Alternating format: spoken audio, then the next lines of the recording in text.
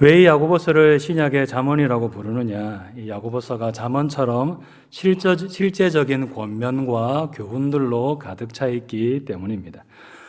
여러분, 다른 서신서들을 보면 어떻게 되어 있는 것을 볼 수 있는가 하면 교리적인 내용이 한 절반 정도, 그리고 실제적인 권면이 한 절반 정도로 이렇게 균형 있게 섞여 있는 것을 볼 수 있습니다. 예수님이 어떤 분이신지, 또 복음이 무엇인지, 우리가 믿는 믿음은 무엇인지, 이런 교리적인 내용들이 한 절반 정도 나오고, 또 우리가 어떻게 살아야 되는지에 대한 내용이 한 절반 정도 나오고, 그 비율은 성경마다 각각 다를 수 있겠죠. 그렇지만은 대체로 교리가 한 절반, 또 실제적인 권면이 한 절반, 이렇게 이루어져 있는 것을 볼 수 있습니다. 그런데 이 야고보서는 어떠하냐? 교리적인 내용들은 거의 없고 실제적인 권면과 교훈들로 가득 차 있는 것을 볼 수 있습니다. 이 야고보서는 총 108구절로 이루어져 있는데 뭐뭐 하라라는 그런 명령형의 표현이 54번이나 나오는 것을 볼 수 있습니다. 그러니까 108구절 중에 명령형이 54번 나오니까 거의 절반 정도가 뭐뭐 하라라는 그런 명령으로 채워져 있는 것을 볼 수 있는 것이죠. 여러분, 그래서 이 야고보서를 신약의 잠언이라고 그렇게 부르는 것입니다. 마치 구약의 잠언처럼 짧은 권면, 격언 이런 것들로 가득 차 있기 때문에 신약의 잠언이라고 부르는 것이죠. 아무튼 이 야고보서에는 우리들이 어떻게 신앙생활을 해야 되는지에 대한 그런 권면들이 참으로 많이 나오는데, 여러분, 그래서 우리들은 이 야고보서를 어떻게 해야 되느냐 잘 살펴보아야 될 필요가 있는 것입니다. 이 야고보서에 우리들이 어떻게 살아야 되는지 실제적인 권면, 교훈 이런 것들이 너무도 많이 나오기 때문에 이 야고보서를 우리들이 잘 살펴보고 그대로 살기 위해서 힘쓰는 일을 우리는 해야 되는 것이죠. 자, 그래서 오늘부터 오후 예배 시간을 통해서 이제 야고보서를 살펴보고자 하는데, 먼저 오늘 본문은 우리가 시험을 당했을 때에 어떻게 해야 되는가, 거기에 대해서 말씀하고 있는 것을 볼 수 있습니다. 오늘 본문 2절 말씀 함께 읽도록 하겠습니다. 시작. 내 형제들아, 너희가 여러 가지 시험을 당하거든 온전히 기쁘게 여기라. 여기 보면 여러 가지 시험이라는 말이 나오는데, 이 시험은 우리의 믿음을 흔들 정도로 그런 여러 가지 어려움과 신앙 때문에 당하는 핍박 등을 말합니다. 여러분, 예수님을 믿다 보면 어떻습니까? 예수님 믿는 것 때문에 손해를 보거나 어려움을 당할 때가 참으로 많이 있습니다. 예수님 안 믿었으면 당하지 않을 일인데, 예수님 안 믿었으면 당하지 않을 손해인데, 예수님 믿는 것 때문에 손해를 보고 어려움을 당할 때가 있는 것입니다. 이런 고난을 우리가 뭐라고 부릅니까? 핍박이라고 그렇게 부르는데, 예수님을 믿으면 이렇게 핍박을 당할 수밖에 없는 것입니다. 신앙생활 잘한다고 해서 이런 핍박을 받지 않는 것이 결코 아닌 것입니다. 오히려 신앙생활을 잘 하려고 하면 할수록 어떻습니까? 이런 핍박을 더 당하게 될 수밖에 없는 것이죠. 여러분, 또 이 세상을 살아가다 보면 신앙과 상관없이 여러 가지 어려움을 만날 때도 참으로 많이 있습니다. 앞에서 말한 핍박이 예수님을 믿는 것 때문에 당하는 어려움이라면 예수님을 믿는 것과 상관없이 어떻습니까? 우리가 이 세상을 살아가면서 여러 가지 어려움을 만날 때가 참으로 많이 있는 것이죠. 예를 들어서 사랑하는 가족이 갑자기 사고를 당하였다든지, 아니면 건강검진을 하러 갔는데 갑자기 큰 병에 걸렸다는 소식을 듣게 되었다든지, 어떻습니까?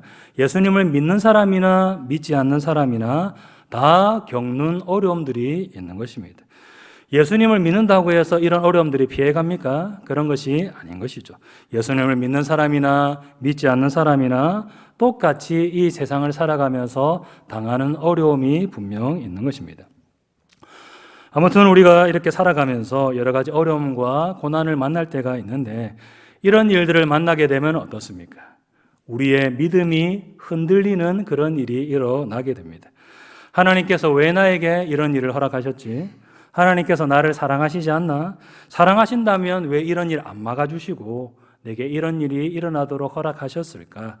여러분, 이렇게 어려운 일을 만나게 되면 우리의 믿음이 흔들리는 일이 일어나게 되는 것입니다.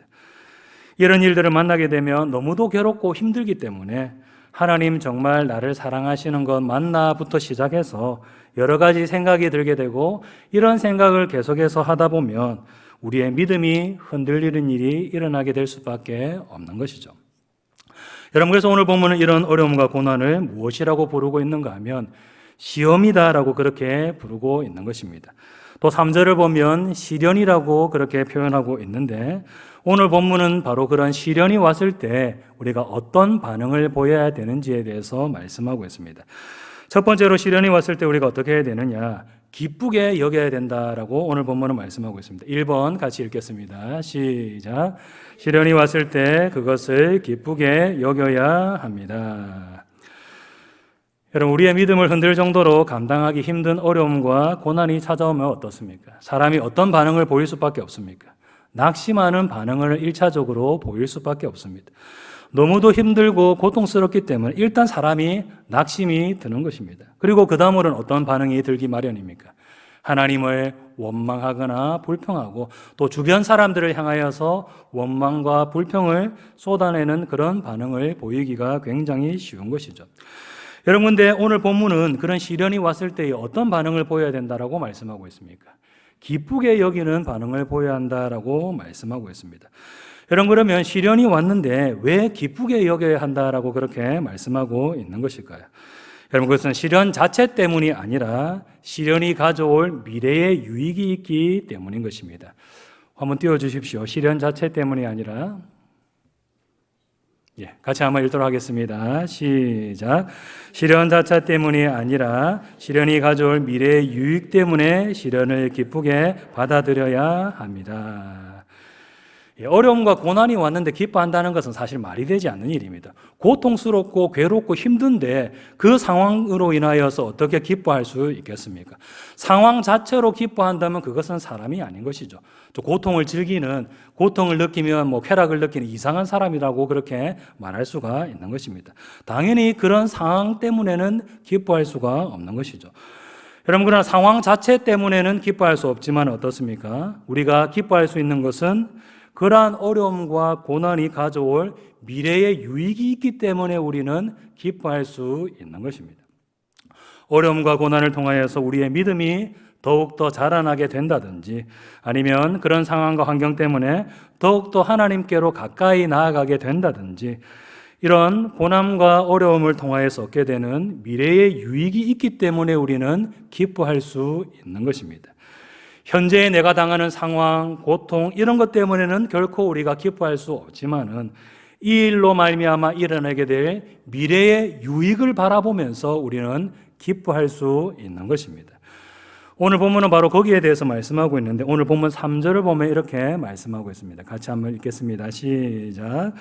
이는 너희 믿음의 시련이 인내를 만들어내는 줄 너희가 알미라. 믿음의 시련이 무엇을 만든다고 말씀하고 있습니까? 인내를 만든다라고 말씀하고 있습니다. 여러분, 여기서 인내란 무엇인가 하면 그냥 꾹 참고 견뎌내는 것을 말하는 것이 아닙니다. 이것은 하나님을 신뢰하는 믿음으로 참고 기다리는 것을 의미합니다. 인내는 한번 띄워주십시오. 같이 한번 읽겠습니다. 시작. 인내는 하나님을 신뢰하는 믿음으로 참고 기다리는 것입니다. 성경에서 말하는 인내는 그냥 꾹 참고 기다리는 것, 미련하게 고통을 참는 것, 그것을 말하는 것이 아닙니다. 고통스럽고 힘들지만은 하나님께서 나를 선하신 길로 인도하실 것이고 또 모든 것이 합력하여서 나에게 유익한 일이 되도록 만드실 것을 신뢰하는 믿음을 가지고 참고 기다리는 것, 이것이 바로 성경에서 말하는 인내인 것입니다.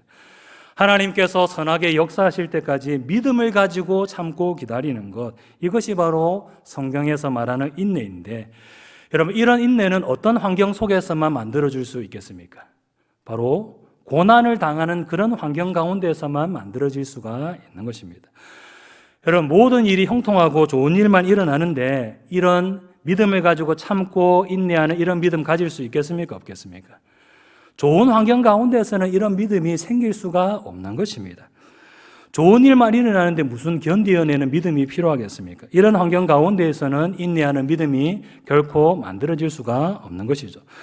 여러분, 근데 반대로 시련과 핍박이 찾아와서 사람이 고통스러운 환경 가운데 처하게 되면 어떻습니까? 이런 환경 가운데서는 인내하는 믿음이 만들어질 가능성이 굉장히 높은 것입니다. 물론 이런 환경 가운데 처했다고 해서 모든 사람들이 다 이런 인내하는 믿음을 가지는 것은 아닙니다. 그렇지만은 이런 환경 가운데서는 인내하는 믿음을 가질 가능성이 굉장히 높은 것이죠. 다른 환경 가운데에서는 이런 믿음이 만들어질 가능성이 아예 제로이지만은 이런 환경 가운데에서는 인내하는 믿음이 만들어질 가능성이 굉장히 높은 것입니다. 여러분, 그리고 이런 환경 가운데에서 하나님을 신뢰함으로 참고 기다리는 일을 하면 어떻게 될 가능성이 높으냐? 오늘 본문 4절에서 말씀하고 있듯이 성숙한 믿음을 가진 사람이 될 가능성이 굉장히 높습니다. 오늘 본문 4절 말씀 함께 읽겠습니다. 인내를 온전히 이루라. 이는 너희로 온전하고 구비하여 조금도 부족함이 없게 하려 함이라. 아멘. 여기에 보면 인내를 온전히 이루라라고 말하고 있는데, 이것은 인내하는 믿음을 가지고 끝까지 참고 기다리는 일을 하라라는 말씀입니다. 이러한 믿음을 가지고 있다가 중간에 넘어지거나 포기하는 것이 아니라 하나님께서 이제 그만 됐다라고 하실 때까지 끝까지 참고 기다리는 일을 하는 것, 이것이 바로 인내를 온전히 이루라라는 말의 의미인 것입니다. 여러분, 그러면 이런 과정을 통해서 어떤 사람이 될 수 있는가 하면 온전하고 구비하여 조금도 부족함이 없는 성숙한 믿음의 사람이 될 수 있다라는 것이죠. 여러분, 이처럼 시련과 핍박을 통해서 우리는 인내하는 믿음, 또 온전한 믿음, 성숙한 믿음을 가진 사람이 될 수 있습니다. 여러분, 그래서 하나님은 우리들에게 무엇을 허락하시는 것입니까? 바로 시련과 어려움을 허락하시는 것이고, 그렇기 때문에 오늘 본문은 우리에게 시련을 만났을 때 기쁘게 여겨야 한다라고 말씀하고 있는 것입니다. 시련 자체는 앞에서도 말씀드렸듯이 너무도 힘들고 괴롭고 고통스러운 일이지만은 그 내가 당하는 시련과는 비교할 수 없는 하나님께서 주시는 큰 유익이 우리들을 기다리고 있기 때문에 우리는 시련을 만났을 때에 그것을 기쁘게 여기는 일을 해야 되는 것입니다. 여러분, 이처럼 시련은 미래의 유익을 믿음으로 바라볼 때에 이겨낼 수 있는 것입니다. 현재 내가 당하는 고통, 시련, 어려움 이런 것만 바라보고 있어서는 결코 그 시련을 믿음으로 이길 수가 없는 것입니다. 기쁨으로 이겨낼 수가 없는 것이죠.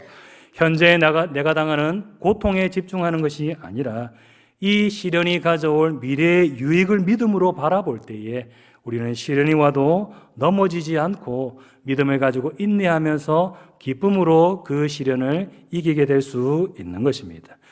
여러분, 그래서 우리는 시련 자체를 바라보는 것이 아니라 시련이 가져올 미래의 유익을 바라보는 일을 해야 되는 것이죠. 여러분, 두 번째로 시련이 왔을 때에 우리가 어떻게 해야 되느냐? 지혜를 구하는 일을 해야 한다라고 말씀하고 있습니다. 2번 같이 한번 읽겠습니다. 시작. 하나님께 지혜를 구하는 일을 해야 합니다. 오늘 본문 5절 말씀 함께 읽겠습니다. 시작. 너희 중에 누구든지 지혜가 부족하거든 모든 사람에게 후히 주시고 꾸짖지 아니하시는 하나님께 구하라. 그리하면 주시리라. 지혜가 부족하거든 하나님께 구하라라고 그렇게 말씀하고 있는데, 여러분, 지금 우리가 지금 무엇에 대해서 다루고 있습니까? 시련이 왔을 때에 어떻게 해야 되는지에 대한 말씀을 살펴보고 있습니다. 여러분, 근데 갑작스럽게 주제를 전환해서 무엇을 구하라는 말씀이 나오는 것을 볼 수 있습니까? 지혜를 구하라는 말씀이 나오는 것을 볼 수 있습니다. 언뜻 보면 전혀 상관없이 그렇게 보이지 않습니까? 시련과 지혜, 여태까지 시련에 대해서 계속 이야기했는데 갑자기 지혜를 구하라는 그런 말이 나오니까 이 야고보가 이제 주제를 전환하여서 다른 말씀으로 넘어가는 것인가? 다른 내용으로 넘어가는 것인가? 이 단락과 이 단락은 상관이 없는 것인가? 그렇게 생각하기가 쉽습니다. 여러분, 근데 시련과 지혜 사이에는 밀접한 연관이 있습니다. 어떤 연관이 있느냐? 시련이 왔을 때 그것을 믿음으로 이겨내려면 지혜가 필요하다라는 그런 연관이 있습니다. 한번 띄워주십시오. 시련이 왔을 때 한번 띄워주십시오. 같이 한번 읽겠습니다. 시작. 시련이 왔을 때 그것을 믿음으로 이겨내려면 지혜가 필요하기 때문입니다. 시련을 이겨내려면 지혜가 필요합니다. 어떤 지혜가 필요하냐? 먼저는 나를 향한 하나님의 선하신 뜻이 있다라는 것을 믿는, 그것을 아는 지혜가 필요합니다. 하나님께서 나에게 지금 고통스러운 환경을 허락하셨지만은 이것을 통해서 나를 더 연단하시고 더 큰 믿음의 사람으로 만드시려고 이런 상황을 허락하신 거야. 여러분, 이렇게 시련을 당했을 때에 나를 향한 하나님의 선하신 뜻이 있다라는 그것을 아는 지혜가 있어야 되는 것입니다. 여러분, 만약에 우리에게 이런 지혜가 없다면 어떻겠습니까? 그러면 하나님을 원망하고 불평할 수밖에 없는 것입니다. 하나님께서 왜 내게 이런 일을 허락하셨을까? 하나님께서 나를 미워하시는가 보구나. 그래서 나를 괴롭히려고 이런 일을 허락하셨나 보구나. 여러분, 이렇게 하나님을 원망하고 불평할 수밖에 없는 것이죠. 하나님께서 내게 이런 상황을 허락하신 것은 나를 향한 하나님의 선하신 뜻과 계획이 있기 때문이다라는 그것을 아는 지혜가 우리가 있을 때에 우리들은 시련이 와도 믿음으로 그것을 이겨낼 수 있는 것입니다. 여러분, 또 우리에게 어떤 지혜가 필요한가 하면 내게 부족한 것이 무엇이고 또 내 삶 가운데 무엇을 고쳐야 되며 무엇을 끊어버려야 되는지에 대한 지혜가 있어야 됩니다. 여러분, 하나님께서 우리에게 무엇 때문에 시련을 허락하시는 것입니까? 우리를 연단하사 더 큰 믿음의 사람으로 만드시기 위해서, 점금같이 나아올 수 있도록 만드시기 위해서 시련을 허락하시는 것입니다. 여러분, 그러면 이런 과정 가운데 우리가 어떤 일을 반드시 해야 되는가 하면 내게 부족한 것이 무엇인지를 바로 알고 또 내 삶 가운데 고쳐야 될 것은 무엇인지를 바로 알고 또 무엇을 끊어버려야 되는가를 바로 알고 그 부족한 것이 있다면 그것을 채우고 고치며 끊어버릴 것은 끊어내버리는 일을 우리가 반드시 해야 될 필요가 있는 것입니다. 하나님께서 시련을 주시는 이유는 부족한 것을 채우고 또 내가 끊어버리지 못한 죄악들이 있다면 그것을 끊어버리고 더 성숙한 믿음의 사람이 되도록 만드시기 위해서 시련을 허락하시는 것이기 때문에 그때에 우리가 어떤 지혜가 필요한가 하면 내게 부족한 것이 무엇이며 끊어버려야 될 것은 무엇이며 무엇 때문에 나에게 이런 시련을 주시는지 그것에 대한 성찰과 고민, 그것을 아는 지혜가 반드시 있어야 될 필요가 있는 것입니다. 그래야지 그것을 바로 알고 끊어버릴 것은 끊어버리고 채울 것은 채우고 부족한 것은 다시 메꾸어 넣을 수 있기 때문에 나의 삶을 돌아보는 그런 지혜가 반드시 있어야 될 필요가 있는 것이죠. 여러분, 그래서 지혜를 구하는 일을 해야 되는 것입니다. 여러분, 또 시련을 이기려면 어떤 지혜가 필요한가 하면 하나님이 어떤 분이신지 아는 지혜가 있어야 됩니다. 여러분, 만약에 우리가 하나님이 선하시고 사랑이 많으신 분이시다라는 것을 알지 못하고 하나님은 굉장히 엄격한 분이시고 자비가 없으신 분이시다라고 그렇게 오해하고 있다면 어떻겠습니까? 시련이 왔을 때에 그것을 기쁨으로 이겨내지 못하고 하나님을 원망하고 불평하게 될 수밖에 없는 것입니다. 여러분, 우리가 달란트 비유를 잘 알고 있지 않습니까? 그 비유를 보면 한 달란트를 받은 사람이 그것을 땅에 묻어두었다가 나중에 주인이 왔을 때에 그것을 그대로 보여주는 것을 볼 수 있는데 그 사람이 땅에 묻어두는 일을 한 이유가 무엇입니까? 나중에 뭐라고 변명하는 것을 볼 수 있습니까? 주인이 엄한 분이기 때문에 내가 이런 일을 하였다라고 변명하고 있는 것을 볼 수 있습니다. 마태복음 25장 24절에서 25절 말씀 함께 읽겠습니다. 시작. 한 달란트 받았던 자는 와서 이르되 주인이여 당신은 굳은 사람이라 심지 않은 데서 거두고 해치지 않은 데서 모으는 줄을 내가 알았으므로 두려워하여 나가서 당신의 달란트를 땅에 감추어 두었었나이다. 벗어서 당신의 것을 가지셨나이다. 이 사람은 주인이 어떤 사람이라고 오해하였는가 하면 엄하고 악한 사람이다라고 오해하였습니다. 돈을 맡겨놓고 장사를 잘 못한다. 그러면 가차없이 그냥 벌을 주고 쫓아내고 하는 엄한 주인이다라고 오해를 하였다라는 것이죠. 여러분, 그래서 그는 돈을 그냥 땅에 묻어두는 일을 한 것입니다. 땅에 묻어두면 원금을 잃지 않을 것이고 그러면 주인에게 혼나지도 않을 것이다 라고 생각하고 이런 일을 행한 것입니다. 여러분, 그러나 다른 종들은 주인에 대해서 어떻게 생각하였느냐? 주인이 선하고 사랑이 많으신 분이다라는 것을 알고 있었습니다. 장사를 하다가 설령 손해를 본다고 하더라도 그것을 용납하여 주는 따뜻한 사람이다라는 것을 믿고 있었다라는 것이죠. 여러분, 그래서 다른 종들은 그러한 주인을 믿고 자기 능력을 최대한 발휘하여서 열심히 장사하는 일을 한 것입니다. 여러분, 이 사람들도 만약에 주인이 엄한 사람이라고 생각하였다면 어떤 일을 하였겠습니까? 그냥 안전하게 투자하고 뭐 은행에 넣어두고 뭐 이렇게 하지 않았겠습니까? 그런데 이 사람들이 5달란트, 10달란트 그렇게 할 수 있었던 것은 무엇 때문입니까? 주인을 믿었기 때문에 이렇게 할 수 있었다는 것을 볼 수 있는 것입니다. 여러분, 우리들도 마찬가지입니다. 하나님에 대해서 제대로 알 때에 우리들은 신앙생활을 제대로 할 수 있는 것입니다. 예를 들어서 하나님은 굉장히 엄격한 분이시고 우리가 잘못을 저지르면 조금의 용서도 없이 가차없이 벌하시는 분이다. 여러분, 우리가 하나님에 대해서 이런 오해를 가지고 있다면 우리가 신앙생활을 기쁨으로 할 수 있겠습니까? 결코 신앙생활을 기쁨으로 할 수 없는 것입니다. 하나님께 벌받지 않을까, 내가 조금이라도 잘못하면 하나님께서 나를 매질하지 아니하실까, 그런 두려운 마음에 전전긍긍하면서 신앙생활을 할 수밖에 없는 것입니다. 기쁨으로 하나님을 사랑하는 마음으로 섬긴다, 이것은 꿈도 꾸지 못할 일인 것이죠. 하나님에 대해서 오해하고 있다면 하나님을 두려워하는 마음에 기쁨으로 섬기지 못하게 될 수밖에 없는 것입니다. 여러분, 이것은 시련을 만났을 때도 마찬가지인 것입니다. 우리가 만약에 하나님에 대해서, 하나님이 우리에게 굉장히 엄격하셔서 나를 벌하시기 위해서 이런 시련을 내리신다, 우리가 연단될 때까지 가차없이 채찍질 하시는 분이시다, 이런 식으로 하나님에 대해서 생각한다면 어떻겠습니까? 시련을 만났을 때에 하나님을 원망하고 불평하는 일을 할 수밖에 없는 것입니다. 여러분, 그러나 반대로 하나님은 사랑이 많으신 분이시고 우리의 유익을 위해서 어쩔 수 없이 고난을 허락하실 때도 있지만은 그때에도 우리를 생각하시면서 굉장히 마음 아파하시고 고난 가운데서도 우리를 떠나지 아니하시고 우리와 늘 함께 하시며 우리를 붙들어 주시는 분이시다라는 것을 믿는다면 어떻겠습니까? 고난 가운데서도 이러한 하나님을 신뢰하면서 얼마든지 이 시련을 기쁨으로 견뎌낼 수 있는 것입니다. 여러분, 그래서 시련 가운데 무엇이 필요하냐? 지혜가 필요한 것이고 지혜를 구해야 된다라고 오늘 본문은 말씀하고 있는 것이죠.